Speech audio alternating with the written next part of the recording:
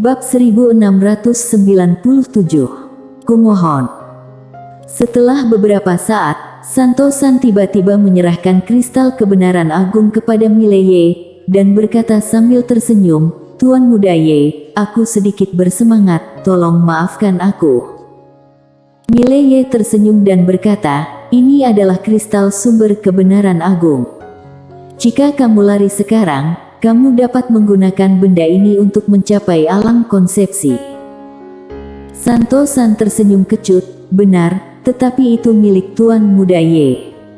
Jika Tuan Muda Ye memberikannya kepadaku, itu milikku.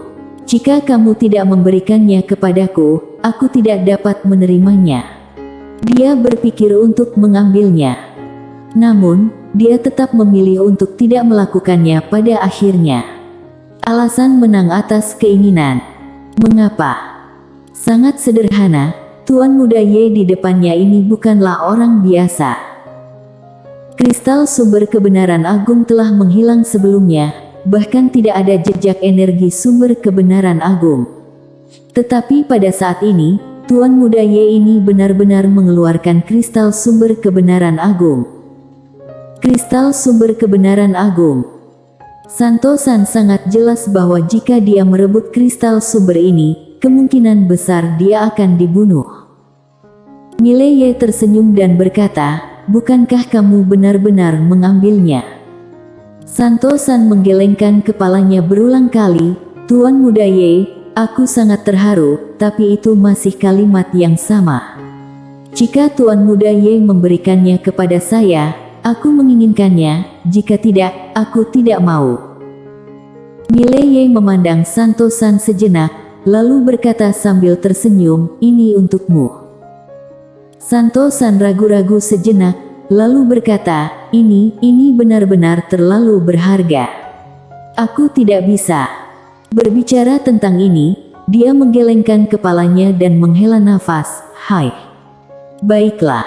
Karena itu adalah niat Tuan Muda Ye, jika aku menolaknya, bukankah itu terlalu tidak sopan terhadap Tuan Muda Ye?"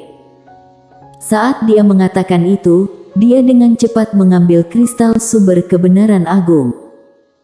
Mileye menggelengkan kepalanya dan tersenyum, "Kamu memiliki kulit yang tebal." Santo-san tertawa, lalu membungkuk dalam-dalam, "Terima kasih, Tuan Muda Ye." Mileye hendak berbicara, pada saat ini, alisnya tiba-tiba mengerutkan kening. Dia melihat ke kejauhan, pada saat ini, para master alam konsepsi itu semua memandang Santo-san dengan ekspresi tidak baik. Jelas, mereka sedikit keinginan untuk mendapatkannya. Melihat pemandangan ini, Santo-san langsung menjadi waspada. Mileye tiba-tiba tertawa dan berkata, "Ada apa? Kalian ingin merebutnya?" Dikatakan bahwa para master konsepsi alam itu semua memandang Mileye. Mileye tersenyum dan berkata, "Jika kalian ingin mengambilnya, kalian bisa melakukannya sekarang." Saat dia berbicara, dia merentangkan telapak tangannya. Ada lebih dari selusin kristal sumber kebenaran agung di tangannya. "Aku masih punya beberapa di sini, apakah kalian ingin mengambilnya?"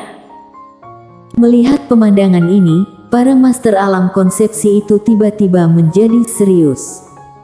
"Dan masih banyak lagi." Senyum Mileye berangsur-angsur menjadi dingin, Ayo ambil.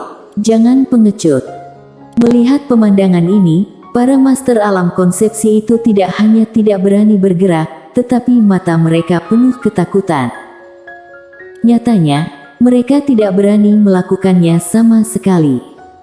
Asal tahu saja, ada 16 master konsepsi alam di belakang Mileye sebelumnya. 16 master alam konsepsi. 16 orang ini cukup untuk menyapu semua orang di lapangan. Mileye menoleh untuk melihat Santo-san, "Kamu di sini untuk menjalankan alam konsepsi sekarang, orang-orangku akan melindungimu secara rahasia."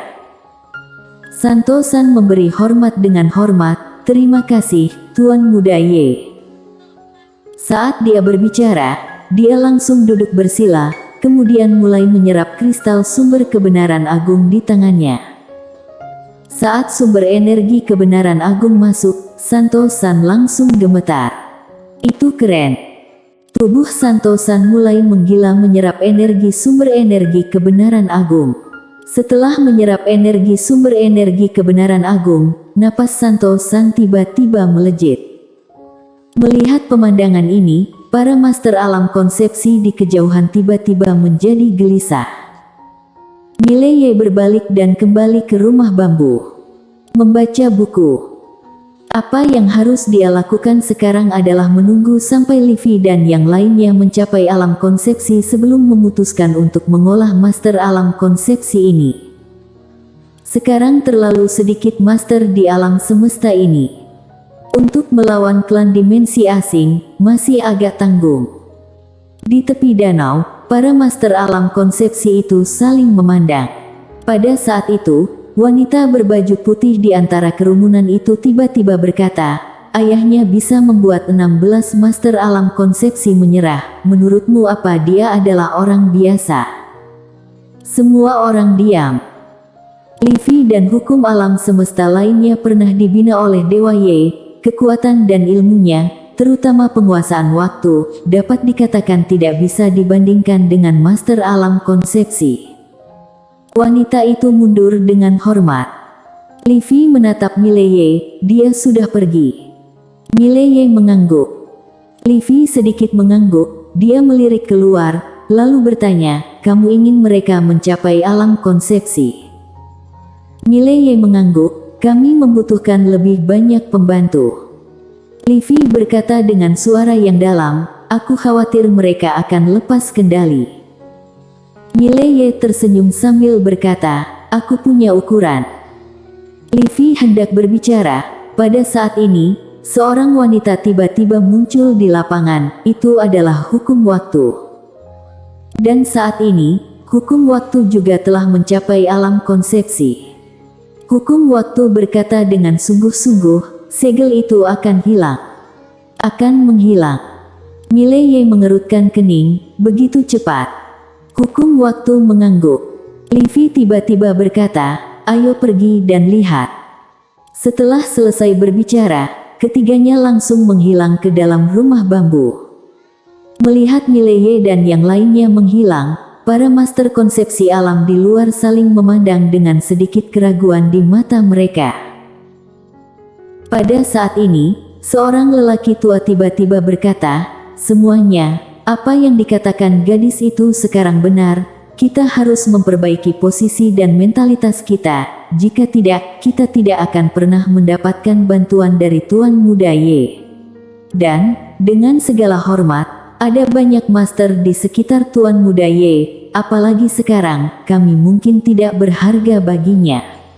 Kami hanya bisa mencapai konsepsi artistik untuk menjadi berharga untuk Tuan Muda Ye. Tapi premisnya adalah pertama-tama kita mencapai alam konsepsi. Semua orang diam.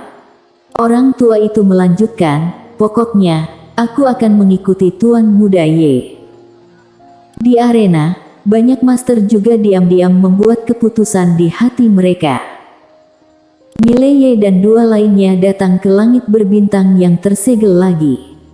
Di pintu keluar dunia dimensi asing, Mileye menemukan bahwa pedang yang ditinggalkan oleh tetuanya telah menjadi transparan. Akan menghilang. Selain itu, abjad kuno yang ditinggalkan Dewa Ye di sekitar area juga semakin lemah. Segel ini juga akan hilang. Livy berkata dengan suara yang dalam, paling lama 1 bulan, segel di sini akan hilang sama sekali. Kemudian, alien dapat memasuki alam semesta kita dengan tidak hati-hati. 1 bulan. Wajah Mileye suram dan dia tidak berbicara. Hukum kehidupan tiba-tiba berkata, harus bagaimana? Livy hendak berbicara. Pada saat ini pusaran hitam pekat di kejauhan tiba-tiba bergetar hebat. Tak lama kemudian, bayangan tiba-tiba muncul di depan pusaran hitam. Alien. Ketiga Mileye memandangi alien itu. Alien itu berkata dengan suara serak, Dewa Ye, kudengar kamu punya banyak dukungan, kan? Mileye buru-buru menggelengkan kepalanya, tidak. Aku tidak punya pendukung, aku, Mileye, tidak pernah bergantung pada siapapun. Livy melirik Mileye dengan ekspresi aneh di wajahnya. Pada saat ini, alien itu berkata lagi, kami telah menyelidikimu. Sejauh yang kami tahu, setelah kamu bereinkarnasi, kamu memiliki seorang adik perempuan dan ayah. Mereka adalah pendukung terbesarmu. Mendengar ini, Mileye terkejut untuk beberapa saat, lalu wajahnya berubah drastis. Dia berkata dengan ngeri, apa yang akan kamu lakukan? Jangan pergi ke mereka. Aku, Mileye, bertanggung jawab atas apa yang aku lakukan. Kalau ada apa-apa, jangan mencarinya. Apakah kamu mendengarku? Alien itu berkata dengan lembut, sudah terlambat. Mileye berkedip. Pada saat berikutnya, wajahnya tiba-tiba menjadi ganas. Dia meraung, jangan sakiti ayah dan adikku. Kumohon jangan sakiti mereka. Kumohon. Livy bersambung.